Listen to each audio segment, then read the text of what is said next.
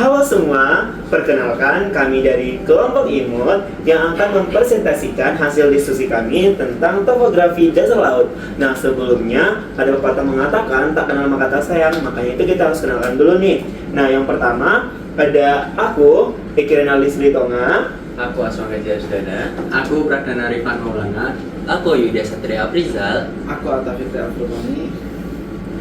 Nah, yang pertama itu ocean basin. Apa sih ocean basin? Ocean basin adalah cekungan atau depresi bumi, depresi besar di permukaan bumi yang berisi air. Di mana secara sederhana kita mengetahui cekungan ocean basin itu adalah sebuah mirip bisa dibilang seperti wadah atau mangkok. Yang pertama yang saya ambil contohnya yaitu cekungan Ombilin. Cekungan Ombilin ini adalah cekungan yang terletak di Sawalunto, Sumatera Barat. Nah, untuk elevasi horizontalnya itu sebesar 5.804 km dan elevasi vertikalnya itu sebesar minus 756.000 meter. Nah, selanjutnya yang kedua adalah yaitu Brazil Basin. Brazil Basin ini terletak di bagian barat daya Samudra Atlantik, di mana itu tepatnya di lepas pantai timur Brazil. Untuk elevasi horizontalnya itu sebesar 509 km dan untuk elevasi vertikalnya itu sebesar minus 4.157 meter. Nah, yang ketiga itu adalah cekungan Berau. Cekungan Berau itu terletak di wilayah Kepala Burung Papua Barat Indonesia. Seperti pada petanya itu di pas banget di kepala yang bentuk burung di peta Papua, teman-teman. Nah, untuk elevasi horizontalnya itu sebesar 22.583 km dan elevasi vertikalnya itu sebesar minus 1.825.417 meter. Nah, selanjutnya Kenampakan selanjutnya yaitu Mid Ocean Ridge. Mid Ocean Ridge adalah salah satu kenampakan dasar laut berupa pegunungan yang memanjang, terbentuk karena zona divergen atau kedua lempeng saling berpisah. Seperti pada gambar, yang satu bergerak ke sana, yang satu bergerak ke sana. Contohnya, yang pertama yaitu punggung Samudra Atlantik. Ini terletak di Samudra Atlantik karena batas divergen antara lempeng Amerika Utara Eurasia dan lempeng Amerika Selatan Afrika. Untuk topografinya seperti ini. Untuk dimensi vertikalnya, kedalamannya itu sekitar 4.515 meter dan lebarnya sekitar 53 km. Contoh yang kedua yaitu di Samudra Hindia, tepatnya di sebelah barat benua Australia. Untuk dimensi vertikalnya di minus 5.015 meter dan lebarnya sekitar 242,8 km.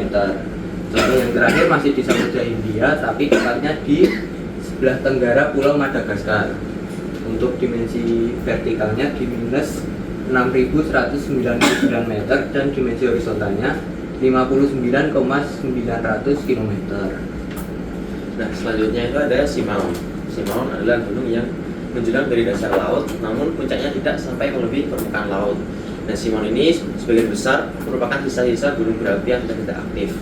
Untuk contoh yang pertama, saya mengambil ada Tamu Masif, yaitu gunung api perisai raksasa yang terletak di Samudra Pasifik bagian barat, atau tepatnya sekitar 1.600 km di timur Jepang. Nah, untuk topografinya seperti ini, di mana dimensi horizontalnya ada di 435,75 km dengan dimensi vertikal sedalam negatif 3.800.000 meteran. Nah, yang selanjutnya ada Kama Ewa Kanaloa, yaitu gunung api yang aktif terletak di 36 km di sebelah tenggara Pulau Hawaii. Nah, untuk dimensi horizontalnya ada di 31.000 km dengan dimensi vertikal 3.888 meter. Yang terakhir ada Axial Seamount, yaitu gunung berapi bawah laut paling aktif di kawasan Pasifik Laut yang terletak di punggung bukit tengah samudra sekitar 480 km di lepas pantai Oregon, Amerika Serikat. Nah, untuk dimensi horizontalnya ada di 25.700 km dengan dimensi vertikal negatif 2158 meter. Oke, untuk selanjutnya ada continental shelf atau paparan benua. Jadi paparan benua ini kayak terusan dari suatu pulau atau benua yang tertutup oleh perairan dangkal. Letaknya ada di pantai. Jadi dihitungnya dari bibir pantai sampai ke titik di mana dia itu akan jatuh ke bawah atau seperti jurang. Bisa dilihat seperti pada gambar. Untuk contoh-contohnya, yang pertama ada terletak di Laut Cina Selatan. Jadi paparan benua ini memiliki dimensi, untuk dimensi horizontalnya ada di 280 km, untuk dimensi vertikalnya ada di minus 281 meter. Untuk contoh selanjutnya ada di Teluk Niscay, Laut Keltik. Untuk di dimensinya, dimensi horizontalnya ada di 170 km dan untuk dimensi vertikalnya ada di negatif 211 meter. Untuk contoh berikutnya yaitu paparan benua yang terletak di Teluk Meksiko.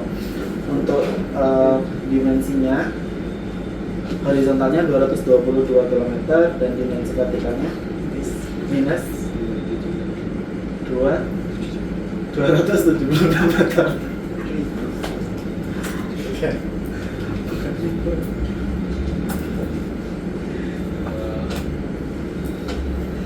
Selanjutnya ada kenampakan trench atau bisa dibilang palung.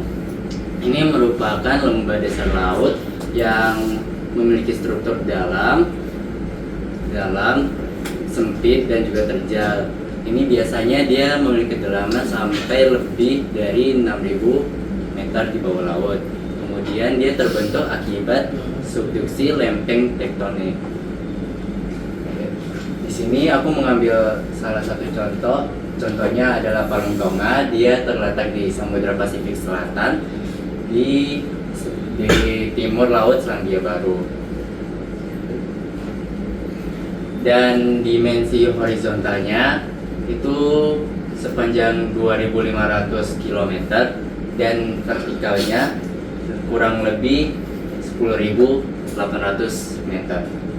Selanjutnya, yang kedua di sini ada Palung Chili. Dia terletak di Samudra Pasifik Timur di dekat kota Peru, Chili. Untuk dimensi horizontalnya dia